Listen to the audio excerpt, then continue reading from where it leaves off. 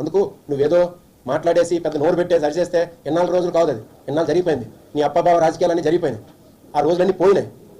మేము ఉన్నది ఇక్కడ జగన్మోహన్ రెడ్డి గారి శిష్యులు. మేము తాట తీసి వదిలేస్తాం, గుర్తుపెట్టుకోేది. నేను నచ్చిన మాట్లాడుకోగలిగే ఆర్థిక స్తోమత మాకు లేక ఇక్కడ జేఎన్టీ అనంతపూర్లో ఎంటెక్ అప్పుడు కూడా ఏది స్టేట్ మొత్తం పీజీ సెట్ పెడితే 72వ ర్యాంక్ వచ్చింది నాకు. పీజీ సెట్లో సీట్ తెచ్చుకొని జేఎన్టీ అనంతపూర్లో కంట్రోల్ సిస్టమ్స్లో ఇంజనీరింగ్ ఎంటెక్ కంప్లీట్ చేసి తర్వాత 2010లో నేను PhD జాయిన్ అయ్యి 2015లో PhD డాక్టరేట్ పట్టా పొంది చెప్తున్నాను కదా. 4 బెస్ట్ థీసిస్ని ఆ సంవత్సరాన్ని బెస్ట్ థీసిస్లు రీసెర్చ్ ఆర్టికల్స్లో best research articles Andhra university మొత్తానికి ఉంటే థీసిస్లో నాది ఒక బెస్ట్ థీసిస్. అది కావాలంటే అడగండి, మీ కజిన్ ఉన్నారు కదా రామ్జీ గారు, ప్రొఫెసర్ గారు, ఆయన అడగండి.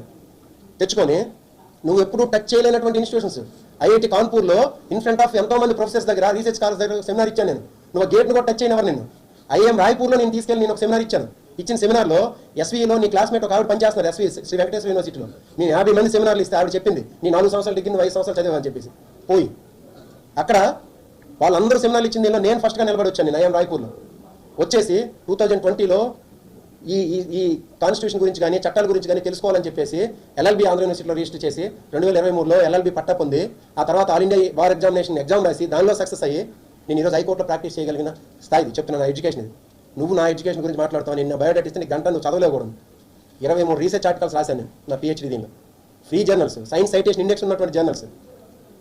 అది నువ్వు అంటున్నావు. అందుకు నువ్వేదో మాట్లాడేసి పెద్ద నోరు పెట్టేసి అరిచేస్తే ఎన్నాళ్ళు రోజులు కాదు, అది ఎన్నాళ్ళు జరిగిపోయింది. నీ అప్పబావ రాజకీయాలన్నీ జరిగిపోయినాయి, ఆ రోజులన్నీ పోయినాయి.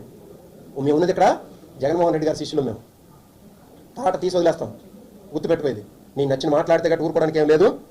అందుకు నీ ప్రతి దాన్ని కూడా నీకు ఏదైతే నువ్వు ఒక్కొక్కటి నువ్వు చేస్తున్న అక్రమం దాన్ని ప్రతి దాన్ని కూడా బయట పెడుతూనే ఉంటాం. ప్రజల ముందు తీసుకొచ్చి నువ్వు చేసిన అక్రమాలని, అన్యాయాన్ని, దోపిడీని తీసుకొచ్చి పెడుతూనే ఉంటాం. ఆ తర్వాత ప్రజలు న్యాయ నిర్ణేతలు, ప్రజలే దేవుళ్ళు. వాళ్ళు ఏ నిర్ణయం తీసుకుంటారా, వాళ్ళు ఏం చేస్తారనేది ఆ ప్రజలకే వదిలేద్దాం. నువ్వు ఇంకొకటి అక్కడ పెట్టుకున్నది కూడా దేవుడితో పెట్టుకున్నాను.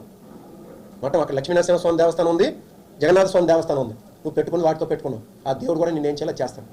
ఇది తెలియజేసుకుంటూ ఇక్కడికి వచ్చేసినటువంటి శ్రీకాకుళం జిల్లాకు సంబంధించినటువంటి ప్రింట్ అండ్ ఎలక్ట్రానిక్ మీడియా మిత్రులందరూ కూడా మరొకసారి హృదయపూర్వకమైనటువంటి నమస్కారాలు తెలియజేసుకుంటూ ఈ విషయాలు మీరు 10 మందికి తెలియజేయాలని చెప్పి